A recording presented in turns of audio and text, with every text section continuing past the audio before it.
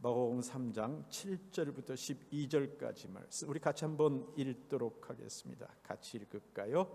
시작. 예수께서 제자들과 함께 바다로 물러가시니 갈릴리에서 큰 무리가 따르며 유대와 예루살렘과 이두메와 요단강 건너편과 또 두로와 시돈 근처에서 많은 무리가 그가 하신 큰 일을 듣고 나오는지라. 예수께서 무리가 에워싸 미는 것을 피하기 위하여 작은 배를 타게 하도록 제자들에게 명하셨으니 이는 많은 사람을 고치셨으므로 병으로 고생하는 자들이 예수를 만지고자 하여 몰려왔음이더라. 더러운 귀신들도 어떤 때든지 예수를 보면 그 앞에 엎드려 부르짖어 이르되 당신은 하나님의 아들이니이다 하니 예수께서 자기를 나타내지 말라고 많이 경고하시니라. 아멘. 아멘. 예수님께서 손 마른 병 걸린 사람을, 병든 사람을 그 안식일의 회당에서 고치셨습니다. 그런 후에 그 안식일 그 회당에서 이렇게 떠나가십니다. 우리가 읽었던 오늘 말씀 바로 앞에 있는 마가복음 3장 6절 말씀에 보니까 이 바리새인들이 나와서 헤롯 땅 사람들과 예수님을 어떻게 죽일까 하고 계획을 세웠다라는 이야기가 기록되어 있습니다. 참 놀랍습니다. 바리새인들은 헤롯 땅 사람들하고는 전혀 같이 하지 않는 사람들입니다. 이 경건주의자이고 그리고 영적인 구별된 사람이라고 생각하는 이 바리새인들은 헤롯 왕을, 세속의 왕을 따르며 정치적인 추종하는 그룹을 만들어 놓은 그들과는 같이 하는 것을 원치 않았고 그들과 같이 모이는 것 자체가 불의하고 불경건하다고 생각하고 있는 사람들이었습니다. 그런데 함께 예수님을 죽일 계획을 모의합니다. 예수님이 두 무리의 공동의 적이 되어버린 것 같습니다. 바리새인들에게는 자기들의 종교적인 원리와 또 자기들의 권위를 인정하지 않는 사람이라고 비난하게 됐고, 그리고 헤롯 땅 사람들에게는 왕권을 흔들 수 있는 어떤 불안 요소가 되어서 사람들의 무리를 끌고 다니는 사람처럼 보여지면서 둘 다 미리 싹을 잘라버리려고 하는 그러한 자기들 나름대로의 계획을 세웠던 겁니다. 마음으로는 서로 책망하고 그리고 서로 비난하는 두 사람들이 악한 마음을 같이 갖자 놀랍게도 동업자처럼 서로 계획을 같이 세우는 모습을 보면서 참 가슴 아픈 모습이 보이기도 합니다. 그래서 예수님께서는 그들을 두려워한 것이 아니라 아직 하나님의 때가 되지 않았다라는 것을 아시고는 예수님께서 그 사람들과 더 대적하지 않으시고 안식일 날 회당에서 물러가셨다라고 성경이 표현합니다. 마태복음 15장 15절의 말씀에 보니까 그들의 음모를 예수님께서 아시고 떠나신 것을 결정한 것으로 성경이 표현하고 있습니다. 그런데 예수님께서 갈릴리 호숫가로 나오셨습니다. 그런데 그 나오셨을 때 많은 사람들이 예수님께 몰려들어서 예수님을 쫓았습니다. 바로 그때 나오자마자 있었던 이야기인지는 확실하지 않지만 그러나 그런 일이 생기게 된 겁니다. 여러분 7절부터 10절까지 같이 한번 읽어볼까요? 7절부터 10절입니다. 같이 읽죠. 시작. 예수께서 제자들과 함께 바다로 물러가시니 갈릴리에서 큰 무리가 따르며 유대와 예루살렘과 이두메와 요단강 건너편과 또 두로와 시돈 근처에서 많은 무리가 그가 하신 큰 일을 듣고 나오는지라. 예수께서 무리가 10절까지요. 예수께서 무리가 에워싸 미는 것을 피하기 위하여 작은 배를 대기 하도록 제자들에게 명하셨으니 이는 많은 사람을 고치셨으므로 병으로 고생하는 자들이 예수를 만지고자 하여 물려왔습니다. 마가가 예수님께 몰려온 그 사람들의 지역에 대한 구체적인 언급을 지금 하는 걸 성경에서 보게 되죠. 갈릴리 사람뿐만 아니라 유대와 예루살렘이란 지역, 그러니까 사마리아 지역 밑에 있는 유대와 예루살렘 지역에서 왔다고 하고요. 우리 지도 한번 볼까요? 지도를 보면서 얘기해 보시죠. 지도가 잘 보이는지 몰라도 맨 밑에 이렇게 그 짙은 뭐 초록색 아니면 뭐 연초록색 겨자색의 이 지역이 이두메라는 지역입니다. 그러니까 네게부 사막, 그 네게부 광야에 있는 그 이두메라는 지역인데, 그게 그 이두메가 뭐냐면요, 에돔이란 말입니다. 에돔이란 말에 헬라식 말 표현이 이두메입니다. 그러니까 우리나라 한국말이 이탈리아에서 사람들한테 들려서 이야기할 때 달리 말이 들리듯이 그곳이 그겁니다. 그 당시에 왕인 헤롯 왕이 바로 이두메 사람입니다. 그것뿐만 아니라 여러분들이 볼 적에 왼쪽 맨 위쪽에 진한 그 색깔로 칠해 있는 것이 지금의 레바논 지역인 두로와 시돈 있는 곳입니다. 또 요단강의 동편 쪽에 있는 사람들이 왔다고 합니다. 거기는 옛날로 얘기하면 모압과 암몬이 있는 지역에서 사람들이 왔다라고 이야기를 합니다. 그 얘기는 무슨 얘기일까요? 이 팔레스틴 지역에 북쪽과 남쪽과 동쪽과 서쪽에서 사람들이 자기의 병을 고치기 위하여 예수님의 소문을 듣고 갈릴리로 몰려왔다는 것을 이야기를 하는 겁니다. 마가는요, 이 몰려온 사람들의 이야기를 아주 구체적으로 생생하게 설명하고 있는 모습을 보게 되는데, 여러분들 9절 말씀 같이 한번 읽어볼까요? 9절 말씀 같이 읽죠. 9절 시작. 예수께서 무리가 에워싸 미는 것을 피하기 위하여 작은 배를 대기하도록 제자들에게 명하셨으니. 예, 그렇습니다. 복음을 전하려고 하시는데 사람들이 몰려들어선 예수님이 거기에 제대로 서 있기도 어려울 정도로 밀고 밀리는 상태가 되어버리는 바람에 어부인 제자들에게 작은 배를 준비해서 예수님께서 그 배를 타고서 이 물에서부터 좀 떨어져서 사람들이 가까이 오지 못하게 한 상태에서 복음을 전하려고 하는 모습을 가지고 있습니다. 또 10절의 말씀에 보니까, 여러분 10절 말씀 같이 한번 볼까요? 시작. 이는 많은 사람들을 고치셨으므로 병으로 고생하는 자들이 예수를 만지고자 하여 몰려왔음이니라. 여기서 이 몰려왔음이라는 이 말이 그 옛날 우리 개역 한글 성경에는 핍근히라는 말을 씁니다. 그러니까 예수님을 피곤하도록 이렇게 그 어렵게 만들었다는 표현인데, 실제 의미는 이 단어에 어떤 의미가 있냐면 막 달려드는 것, 만지려고 달려드는 것, 또 만지려고 몸을 던지는 것, 이 표현을 쓰는 말입니다. 그러니까 예수님을 어떻게든지 만지면 병을 나을 수 있다라는 그런 집념 속에서 얼마나 그 상황이 복잡하게 됐는지가 우리는 생각해 볼 수 있는 부분이기도 합니다. 그러자 예수님께서 제자들에게 명하셔서 배를 타고 물가에서부터 좀 떨어진 곳에 서서 복음을 전하시기 시작하셨죠. 이렇게 예수님께서 물가에 떨어져서 배를 타고 복음 전하는 일이 이거 한 번만 있었던 것은 아닙니다. 누가복음 5장 30절 말씀해 보면 베드로를 부르실 때도 베드로의 배를 타고 물가로부터 떨어져서 복음을 전한 것이 있고요. 또 마가복음 우리가 이게 3장 뒤에 있는 4장 36절 말씀해 보면 예수님께서 배에 있는 그 자리에서 복음을 전하시고는 제자들과 함께 배를 타고 거라사 지방으로 갔다고 하시는 거 보니까 그 예수님께서 이 배를 타고 복음 전하시는 것을 여러 번 하셨던 것 같습니다. 예수님의 목적은 뭘까요? 무엇이 예수님의 목적일까요? 다른 거 아닌 거 우리가 알죠. 복음을 선포하는 것과 구원의 완성이 예수님이 이 땅에 오신 목적입니다. 이미 지난번에 언급한 것처럼 이 병 고치는 그 사역이 예수님이 이 땅에서 하시는 사역 속에 그 포함되어 있는 것일지는 몰라도 그것에 예수님께서 매여서 그의 온 생애를 보내실 마음은 아니신 것 같습니다. 이 세상에 그 죄가 들어온 것 때문에 고통이 들어오고 병이 들어와 우리들에게 어려움을 주고 있는 것은 사실이지만, 그러나 예수님께서 하시려고 하는 것은 그 모든 것의 근원에 있는 죄 문제를 해결하고 우리의 구원의 문제를 해결하려고 예수님께서 이 땅에 오신 것이란 말입니다. 하나님의 은혜를 선포하고, 그리고 하나님과 사이에 화목을 이루고, 그리고 이를 위하여 복음을 사람들에게 선포하여 그 마음속에 복음을 심고자 하는 것이 예수님의 의도인 겁니다.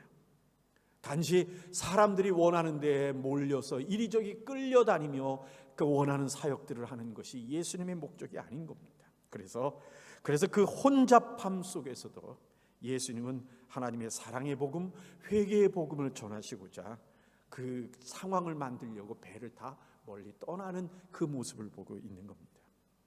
여러분, 우리가 예수를 믿는 것에도 우선순위가 있다는 사실을 기억할 필요가 있습니다. 우리의 삶에는 언제나 필요한 것과 긴급한 것이 있게 되는데, 그런데 어떤 것이 절대적으로 필요한 거고 가장 긴급한 거라 그것인가 하고 생각해 보면 그건 사람들의 상황에 따라 이렇게 저렇게 상황에 따라 다를 수가 있다는 사실을 기억해야 합니다. 여러분, 몸에 병이 든 사람에게 있어서는 병 고치는 것이 가장 중요하겠죠. 그러니까 그것보다 더 절대적인 것이 어디 있겠습니까? 라고 생각할지 모릅니다. 글쎄요, 그것도 사람에 따라 다를 수 있다는 사실을 우리가 기억할 필요가 있습니다. 자, 몸의 아픔과 마음의 아픔 중에 어느 게 더 중요하죠? 뭐가 더 중요할까요? 여러분, 때로는요, 몸의 아픔이라는 건 불평과 고통으로 끝날 수 있지만 마음의 아픔은 생명을 포기하게 하는 좌절로 끌어갈 수 있다는 사실을 생각하면 우리가 그것도 어느 게 더 중요한가 하는 것을 따지기 쉽지 않습니다. 그러면 영혼의 아픔은 어떻게 할까요? 우리의 삶의 긴급함이라는 것은 사람의 상황에 따라 다를 수 있는 겁니다.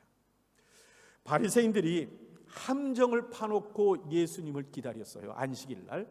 그래서 예수님 앞에 손 마른 병 걸린 사람을 쳐다보면 저 사람을 고치나 안 고치나 이렇게 보았는데, 예수님께서는 분명히 그것이 함정이라는 걸 아시면서도 기어코 이 손 마른 병 걸린 사람을 고침으로써 일부의 세력들이 예수님을 대적하는 것을 선택하셨습니다. 그럼 왜 예수님은 지금은 그들로부터 떨어져 복음을 전하려고 하는 시도를 하시는 것일까요? 안식일 회당에서의 예수님의 선택과 이 해변가에서의 예수님의 선택 사이에 일치하지 않는 것은 무엇으로 이야기를 해야 하는 걸까요? 어쩌면 병 고치려고 왔던 사람들이 예수님께서 병은 고쳐주지 않고 배 타고 떠나서 복음을 전하시는 그 모습을 보면 마음의 원망과 상처를 받고 그들이 예수님이 전하시는 복음 자체를 듣지 않으려고 귀를 막는 그러한 일이 생기지는 않겠나요? 그러나 예수님에게 있어서 우선순위는 복음 전함이었던 것이 분명한 것 같습니다. 예수님은요, 아픈 사람들의 심정을 몰라준다라고 하는 그런 원망을 듣는 그 가운데서도 복음을 전하려고 하는 겁니다. 여러분, 우리가 생각해 봐요. 왜 예수님께서 이런 선택을 하시는가 하는 것을 우리가 깊이 성도라면 살펴볼 필요가 있습니다. 또 예수님께서 아픈 사람들의 병을 고치십니다. 그 중에는 귀신 들린 사람들도 있었어요. 그렇죠? 그런데 그들이 예수님께 왔을 때 놀랍게도 이 귀신에게 사로잡혀 있는 사람들 속에 있는 그 귀신들이 예수님을 알아봤습니다. 11절 12절 말씀 같이 한번 읽어볼까요? 같이 읽죠. 시작. 더러운 귀신들도 어느 때든지 예수를 보면 그 앞에 엎드려 부르짖어 이르되 당신은 하나님의 아들이니이다 하니 예수께서 자기를 나타내지 말라고 많이 경고하시니라. 예, 그렇습니다. 예수님께서 이 귀신 들린 사람을 쫓아낼 때 그 귀신 들린 사람이 예수님을 발견하고 귀신들이 예수님을 고백한 것이 또 이 사건만은 아닙니다. 마태복음 8장 29절이나 누가복음 4장 41절 말씀에 보면 귀신들이 예수님을 발견하고는 그들이 먼저 소리를 질러요. 당신은 하나님의 아들입니다 라고 외치는 그 구절들이 나타납니다. 여러분, 그러면 어떤가요? 그러면 좋은 거 아닌가요? 그렇죠, 좋은 거겠죠? 귀신들도 예수님을 알아보는 거예요. 귀신들이 하나님의 아들인 걸 알아보고 사탄도 예수님이 누군가를 인정하는 겁니다. 그렇다면 예수 그리스도께서 전하시는 복음의 사역에 유익한 것 아닌가요? 그런데 예수님께서 그걸 그리 좋다고 받아들이지 않고 있는 것 같습니다. 오늘 말씀 다시 한번 읽죠. 3장 12절 말씀입니다. 3장 12절 말씀 같이 한번 읽을까요? 시작. 예수께서 자기를 나타내지 말라고 많이 경고하시니라. 왜 예수님께서 그걸 나타내지 말라고 하실까요? 무엇을 예수님께서 감추기를 원하시는 것일까요? 아무리 생각해도 예수님은 이러한 이 사람이나 사탄이나 이 모든 것들의 관심이나 어떤 인기나 인정함이 하나님의 복음을 전하는 것에 그리 유익하다고 생각하지 않고 계시는 것 같습니다. 그러한 관심과 인기나 인정이 허무한 것이기 때문에 그러합니다. 여러분 성경 구절 한번 찾아볼까요? 요한복음 2장입니다. 2장 23절부터 25절까지 말씀 우리 같이 한번 읽어보죠. 23절부터 25절입니다. 같이 읽겠습니다. 시작. 6월절에 예수께서 예루살렘에 계시니 많은 사람이 그의 행하시는 표적을 보고 그의 이름을 믿었으나 예수는 그의 몸을 그들에게 의탁하지 아니하셨으니 이는 친히 모든 사람을 아심이요 또 사람에 대하여 누구의 증언도 받으실 필요가 없었으니 이는 그가 친히 사람의 속에 있는 것을 아셨음이니라. 예, 여러분 이 말씀의 의미를 한번 깊이 생각을 해보죠. 그의 행하시는 표적을 보고 그의 이름을 믿었으나 이는 그가 천하 사람의 속에 이니 친히 사람의 속에 있는 것을 아셨음이니라. 무슨 말일까요?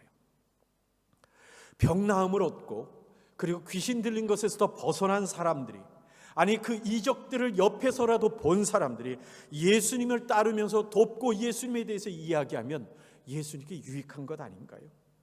훨씬 나을 것 아닌가요? 그런데 예수님은 뭐라고 말씀하시냐면 그의 몸을 그들에게 의탁하지 아니하셨으니 라고 말씀을 하십니다. 하나님의 구원의 사역에 그런 관심과 좋아해 줌이라는 것이 그것에 의지해서 그 구원의 사역이 이룰 수 있는 것이 아니기 때문에 그럽니다. 또 복음이 그렇게 자기의 필요를 위해서 찾아왔다가 그것을 채움을 입은 사람들의 증거한 것으로서 해결될 수 있는 것들이 아니기 때문에 그렇습니다. 그러한 모든 것들은요 어떻게 하면 한순간에 다 허무하게 사라져 버립니다. 또 복음이 사람들에 의해서 끌려다니면서 복음의 본질을 잃어버릴 가능성이 있는 겁니다. 오래전에 어느 때예요, 제가 전에 목회를 하던 때 교회 나온 지 얼마 되지 않은 한 분이 다른 교회에서 사역하다 저희 교회 옮겨오신 분인데 그분이 저에게 찾아왔습니다. 그리고 저한테 이런 얘기를 합니다. 목사님, 제가 많지는 않아도 경제적으로 좀 여유가 있습니다. 그러니까 혹시 목사님께서 목회하시다가 교회에 말하지 못한 어떤 필요가 생기게 되면은 그런 필요가 생기면 저한테 얘기해 주시면 제가 좀 섬기겠습니다 라고 이야기를 하더라고요. 근데 그 순간에 제 마음속에 그 이야기를 듣는 순간에 무슨 생각이 들었냐면 그 말이 무엇처럼 들렸냐면 저 앞에서는요 절대 돈 얘기하시면 안 됩니다 라고 하는 얘기로 들렸습니다. 그러면서 무슨 생각이 들었냐면 저분과 사이에 이런저런 손 벌려서 받고 하는 돈 문제가 걸리게 되면 내가 영적 권위를 잃어버려서 저분에게 권면조차 못하겠구나 하는 마음의 생각이 들더라고요. 그분이 그 위에 교회에서 사역하기 위해서 살아가는 그 모습을 볼 때 제 마음속에 그때 그 생각을 주신 분은 하나님이시고 성령님이시구나 하는 그런 확신이 들기도 했습니다. 여러분, 예수님이 주신 교훈입니다. 사람과 함께 사역을 하되 사람들의 의지에서 사역하지 않는다. 이게 예수님의 마음인 것 같습니다. 사단의 이 외침과 고백에 도움을 얻어서 이 예수 그리스도의 사역이 진행되게 되면요 결국은 어떻게 될까요? 사단에게 매이게 됩니다. 그래서 어느 순간에 사단이 그 귀신 들린 사람들을 통해서 예수님을 하나님의 아들입니다 외치다가 어느 순간부터 갑자기 입을 닫고 조용히 하기 시작하면 그러면 어떻게 되나요? 예수님의 영성이 떨어진 건가요? 예수님의 존재가 없어지는 건가요? 왜 예수님의 사역이 사단의 증명을 받아야 하는 거죠? 그럴 필요 없잖아요.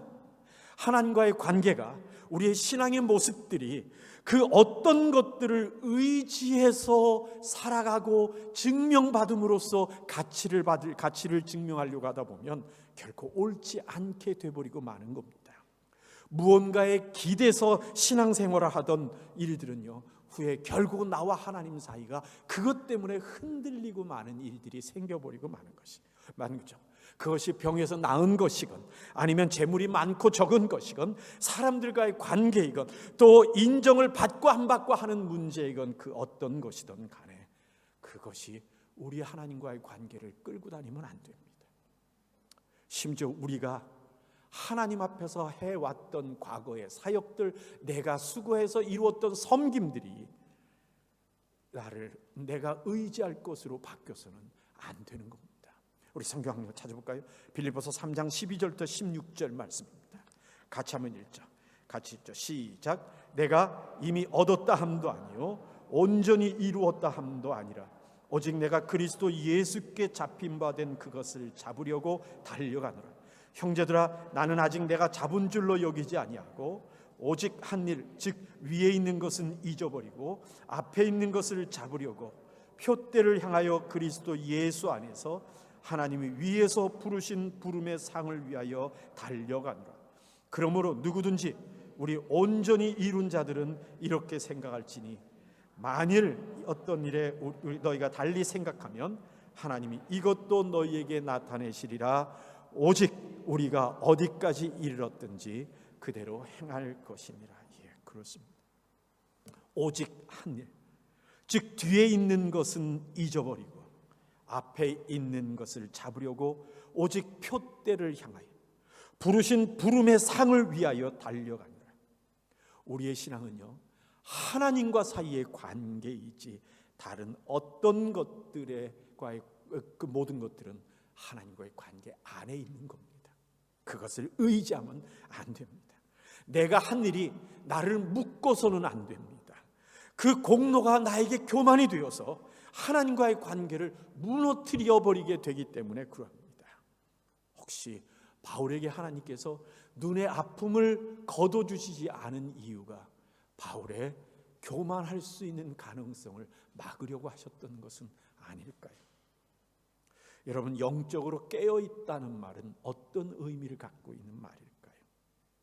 결국은 하나님을 향해서 우리의 마음이 민감하게 열려있는 것을 의미하는 것 아니겠습니까?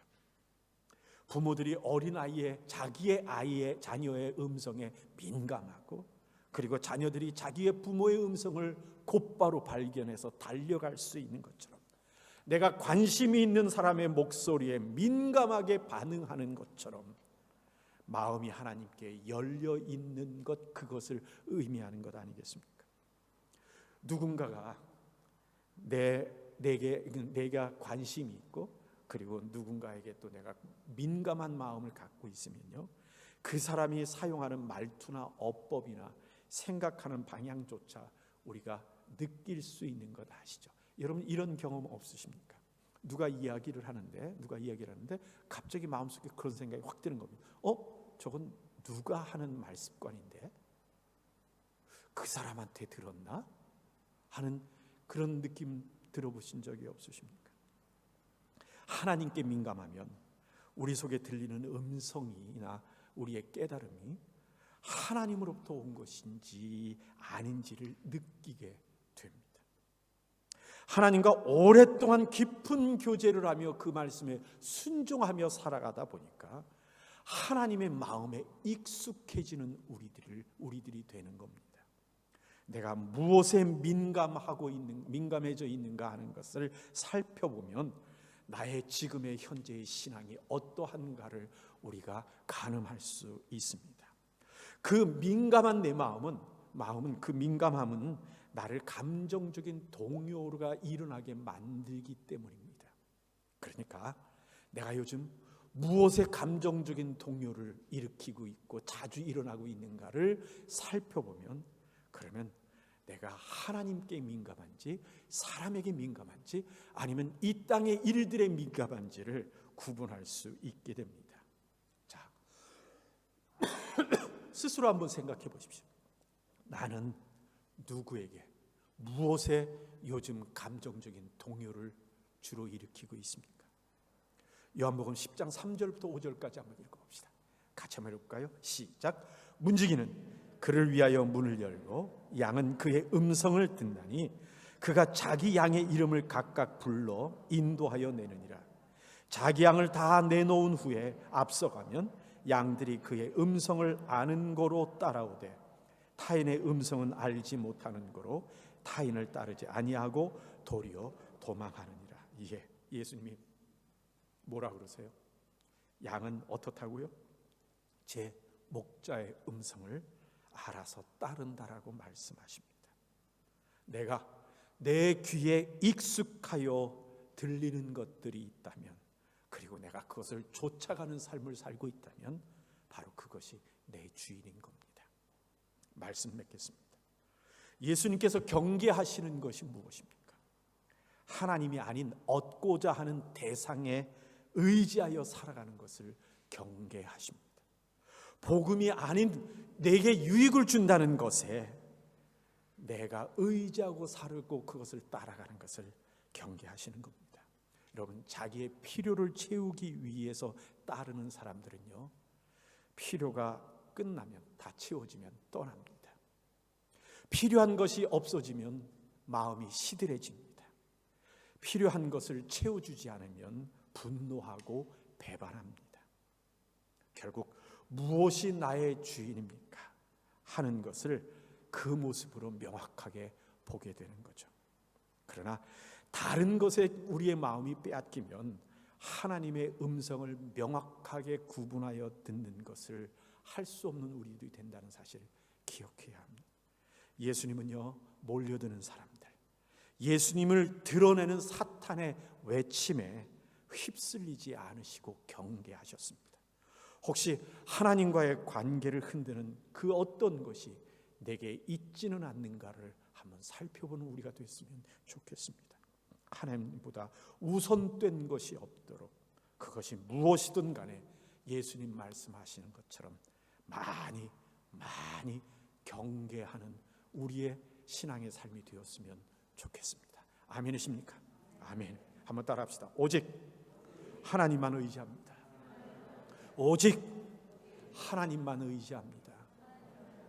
아멘. 우리 옆에 분과 얘기하시죠. 오직 하나님만 의지합니다.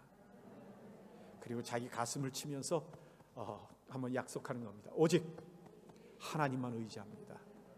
아멘. 우리 같이 한번 기도하겠습니다.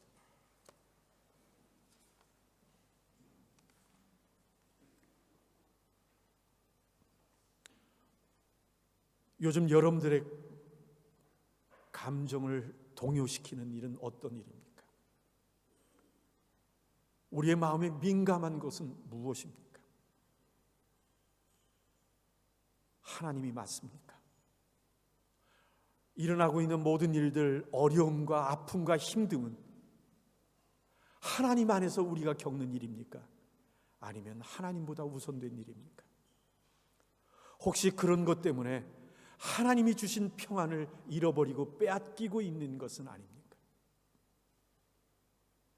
우리 자신 돌아보면서 주님이 많이 경계하신 것처럼 우리 또한 경계하는 마음을 가졌으면 좋겠습니다. 그것이 어떤 것이건 흔들리지 않는 우리의 마음, 우리의 평안을 잃지 않는 고백, 각오, 결심 우리에게 있기를 원합니다. 이 시간 우리 하나님께 기도하면서, 하나님, 내가 하나님만 의지하고 살게 하시고, 하나님께서 나에게 사용하라고 주신 것에 끌려다니지 않게 하시고, 하나님께서 나에게 소유로 주신 것들의 종로로 타지 않도록 하나님 나와 함께 하시고 나에게 새로움의 힘을 허락하여 달라고 이 시간 같이 기도하는 시간 되기를 원합니다. 같이 기도하겠습니다. 아버지 하나님 감사합니다. 하나님께서 아버지 하나님 사용하라고 주시고 우리의 소유로 주신 것을 종로로 타지 않도록 주십시오. 아버지 하나님 죄인 또한 아버지 하나님 시대에 사랑을 의지하지 않게 하시고 아버지 하나님 사람과 함께 아버지 하나님 사랑에 의지하여 살아가지 않게 하시고 아버지 내 삶에 필요한 아버지 필요를 하시고 그 필요에 끌려다니지 않게 그래서 언제나 하나님부터 주신 나를 잃지 않는 아버지 하나님 아버지 하나님 이 땅 살아가면서 아버지 하나님 주님과 함께 살아가는 삶의 기쁨을 살아가는 수 있도록 아버지 하나님 주시기 바랍니다. 아버지 하나님, 하나님이 우리에게 관리하고 다스리라고 주신 것들에 종노릇하지 않게 하옵소서.